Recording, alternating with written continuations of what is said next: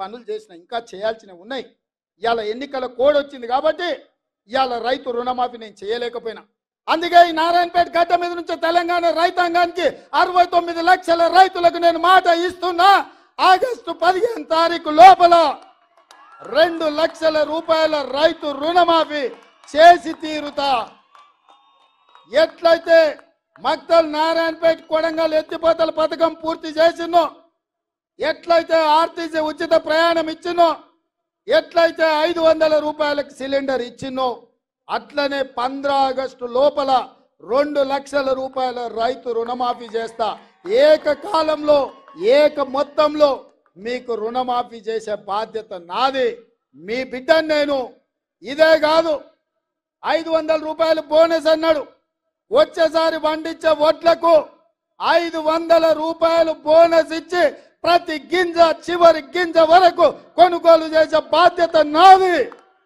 నా తెలంగాణ రైతాంగ సోదరులకు నేను మాట ఇస్తున్న మిత్రులారా.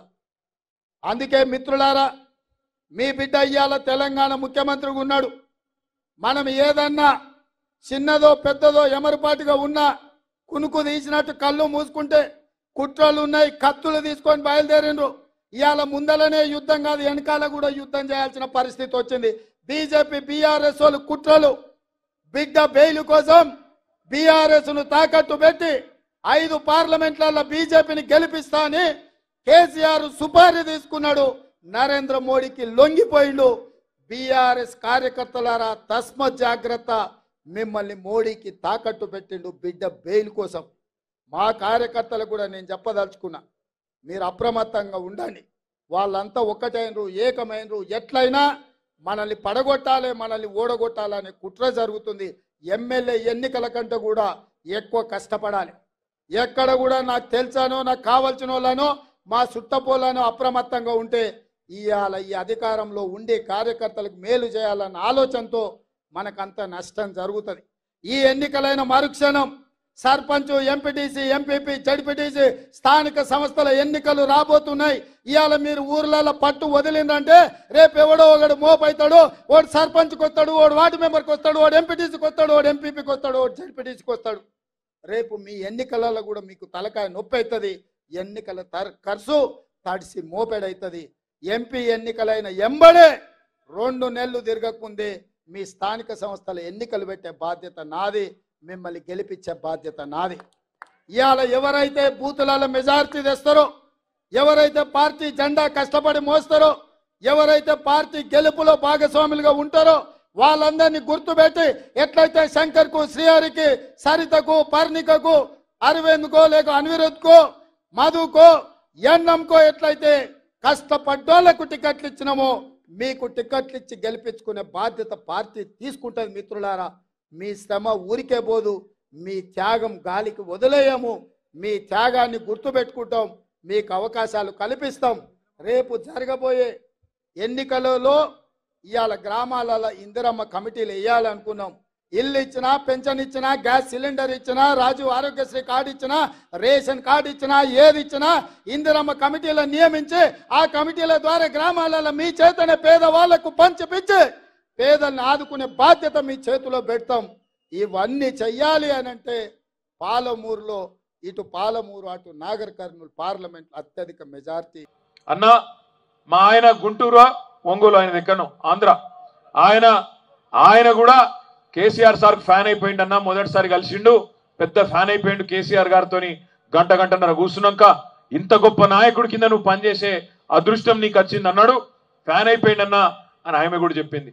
చాలా సంతోషంగా ఉందన్న, నాకు అవకాశం ఇచ్చిందని పొద్దున 10:30కు మాట్లాడింది. ఏమైందో ఏమో తెలియదు. సాయంత్రం 4:30, 5 గొట్టంగా ఉత్తరం పంపింది. మరి ఆ 10:30 నుంచి 4:30 లోపల ఏమైందో నాకెరకలేదు.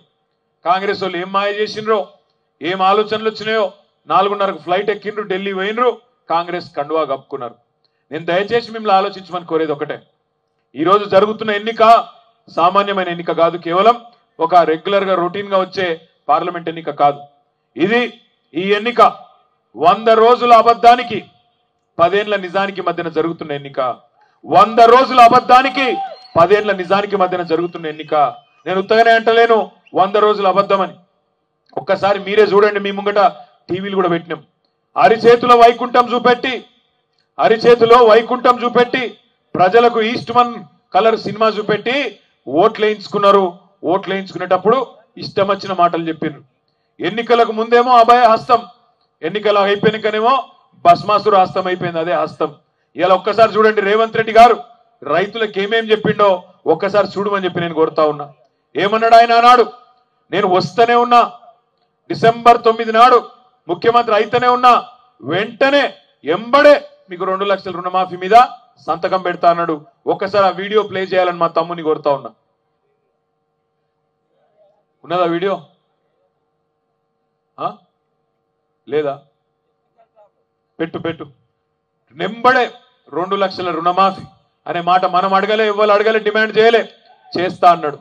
అదే విధంగా రైతులకు ఏం చెప్పిండు, 500 బోనస్ ఇస్తా, వరికి మద్దతు ధరకు అదనంగా 1850 ఉంటే దాని మీదికెళ్ళి 500 ఇస్తా కింటాల్కు, నేను అధికారంలోకి రాగానే అని నమ్మబలికిండు.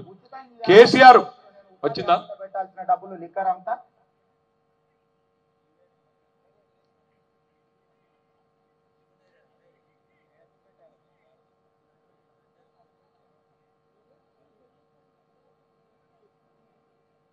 ప్లే కాదు, అవుతుందా కాదా? ప్లే ఇది అందరు చూడాలి దయచేసి. చేస్తా. ఇవాళ చంద్రశేఖరరావు ఏమనుకుంటున్నాంటే రుణమాఫీ చేసిన ఓట్లు నాకు పడతాయని. నేనేం చెప్తున్నా అంటే రుణమాఫీ అయిన వాళ్ళు అందరూ ఎంబడపై మళ్ళీ 2 లక్షల రుణం తెచ్చుకొని డిసెంబర్ 9 నాడు నేను అవి మాఫీ చేస్తా. కాబట్టి రైతులందరికీ నేను విజ్ఞప్తి చేస్తున్నా, ఎంబడే పోయి బ్యాంకుకు పోయి లోన్లు తెచ్చుకోరి, వచ్చిన ఎంబడే నేను రుణమాఫీ చేస్తా. ఇవాళ రుణమాఫీ చేసిన వాళ్ళందరికీ నేను విజ్ఞప్తి చేస్తున్నా, ఎంబడే బ్యాంకు కోనరి, ఎంబడే రుణం తెచ్చుకోనరి, ఎంబడే 2 లక్షల రుణమాఫీ చేస్తా. అయిందా? ఎంబడే అయిందా? మార్పు బాగున్నదా? రైతులను అడగాలి మనం. మోసపోయినరు మీరు. ఈ మోసగాని మాటలు నేను గుర్తు చేయాలి. 2 లక్షల రుణమాఫీ అయ్యేనందుకు ఖచ్చితంగా రైతులు దండించాలని నేను కోరుతున్నా. అదే విధంగా డిసెంబర్ 9 నాడు ఏమన్నాడు, కేసీఆర్ 2000 పెన్షన్లు ఇస్తున్నాడు, నేను 4000 పెన్షన్లు ఇస్తా అన్నాడు. 2000 కాదు 4000 ఇస్తా అన్నాడు. కేసీఆర్ ముసలవ్వకో ముసలయ్యకో ఇద్దరిలో ఒకరికే ఇస్తున్నాడు, నేను ఇద్దరికి ఇస్తా అని నమ్మబలికిండు. ఆ వీడియో కూడా చూపెట్టాలని కోరుతా ఉన్నా. పెన్షన్ ఎంత వస్తుంది? 2000 వస్తుంది కదా. వచ్చే నెల నీకు 4000 నీ ఖాతాలో పడతాయి. వచ్చే నెల డిసెంబర్ 9 నాడు పెద్దమ్మ 2000 కాదు, ఇందిరమ్మ రాజ్యం వచ్చి నీకు 4000 రూపాయల పెన్షన్ వస్తుంది. ఎవరు నడుకునే పని లేదు. ఇంతకుముందే సీన్ చెప్పి నీ మనోడు వచ్చి నీ కాళ్ళు ఒత్తుతాడు. ఇంట్లో ఉండే మనోడు వచ్చి కాళ్ళు ఒత్తుతాడో కాళ్ళు గుంజుతాడో నాకు తెలియదు, కానీ 2000 అయితే ఇంకా ఆ 2000 కూడా ఎగ్గొట్టిండు సిగ్గులేనోడు. 2000 4000 చెప్తా అన్నాడు. జనవరి నెలలో 2000 కూడా ఎగ్గొట్టినాడు రేవంత్ రెడ్డి. గింత పచ్చి మోసగాడు. వడ్లకు కింటాల్కి 500 బోనస్ ఇస్తా అన్నాడు. కింటాల్కు నేను రాగానే ఎంబడే 500 బోనస్ పెట్టు. అది కూడా వీడియో పెట్టు. అత్యధికంగా రైతులు పండిస్తున్న పంట వరి ధాన్యం. ఇవాళ వరికి కనీస మద్దతు ధర 1960 రూపాయలు ఉంది. కానీ కేసీఆర్ చేతిలో రైతులు మోసానికి గురై ఇవాళ దళారులు మిల్లర్లు 1200కు 1400కు కొంటున్నారు. కాబట్టి 1960 రూపాయలు ఉన్న వరి కనీస మద్దతు ధరకు మించి 2500తో ఒట్లు కొనే బాధ్యత, 2500కు కింటాల్ ఒట్లు కొనే బాధ్యత కాంగ్రెస్ పార్టీ తీసుకుంటుంది. అదేవిధంగా తీసుకొని తినలేము, కష్టమవుతుంది. కానీ 2500 రూపాయలు, 2500 బోనస్, 500 బోనస్ కలిపి ఎంఎస్పి కలిపి 2500. దయచేసి వర్ధన్నపేట నియోజకవర్గంలోని ప్రతి గ్రామంలో ప్రతి రైతును అడగాలి, వచ్చిందా 2500? వచ్చిందా 500 బోనస్? వచ్చిందా రాలేదా? 500 బోనస్ వచ్చిందా? 500 బోనస్ వచ్చిన వాళ్ళు కాంగ్రెస్ కోటేయండి, కడియం శ్రీగారి కోటేయండి. రానోళ్ళు ఖచ్చితంగా సుధీర్ అన్నకు కారు గుర్తు కోటేయమని చెప్పాలి. తులం బంగారం అన్నాడు. ఇక మన ఆడబిడ్డలకు సెంటిమెంటు, 1,00,000 రూపాయలు కేసీఆర్ ఇస్తాడు లగ్గానికి, కానీ మీదికెళ్ళి తులం బంగారం ఇస్తా అన్నాడు. ఒక్కసారి తులం బంగారం పెట్టు. షాదీ ముబారక్ కళ్యాణ లక్ష్మిలో ఈ రోజు 1,00,000 రూపాయలే వస్తున్నాయి. ఈ నెల అయితే 1,00,000. వచ్చే నెల మీరు తీసుకుంటే 1,00,000తో పాటు తులం బంగారం ఆడబిడ్డలకే ఇచ్చే వచ్చిందా తులం బంగారం? వచ్చిందా తులం బంగారం? ఆడబిడ్డలను అడగాలి, వచ్చిందా?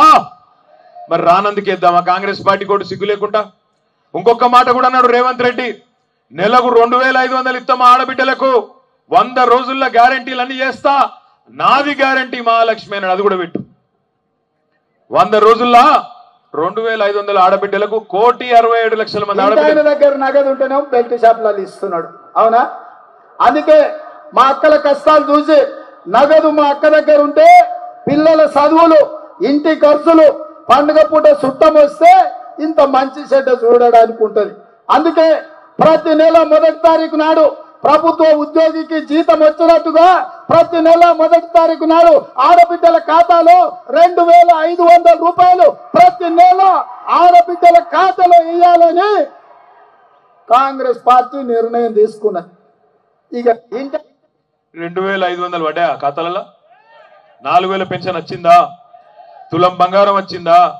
2 లక్షల రుణమాఫీ అయ్యిందా? ఫ్రీ స్కూటీలు అన్నాడు, అవి వచ్చినాయా? ఏది రాలే. కానీ మీరందరు సినిమాలు చూస్తారా? ఇవాళ రేపు సినిమాలలో సీక్వెల్ వస్తున్నాయి. బాహుబలి అనే సినిమా వచ్చింది ఆ మధ్యన. బాహుబలి పార్ట్ 1 వచ్చింది, అటెనక పార్ట్ 2 వచ్చింది. అట్లనే రేవంత్ రెడ్డి కూడా అసెంబ్లీ ఎన్నికలకు ముందేమో మోసం పార్ట్ 1, ఇప్పుడు మళ్ళా కొత్తగా పార్లమెంట్ ఎన్నికల ముందు మోసం పార్ట్ 2.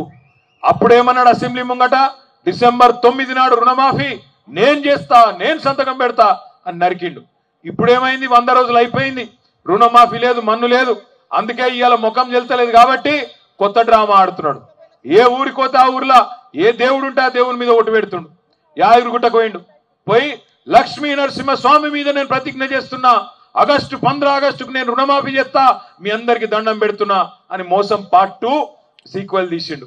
రేపో ఎల్లుండ వరంగల్కి వస్తాడు, భద్రకాళి అమ్మ మీద ఒట్టు పెడుతున్నా అంటాడు. మరి మన భద్రకాళమ్మ డేంజర్, మరి జాగ్రత్తగా ఉండాలి, మా వినయాన్ని మంచిగా చూసుకోవాలి. ఎందుకంటే దేవుళ్ళ మీద కూడా ఒట్టు పెడతాడు.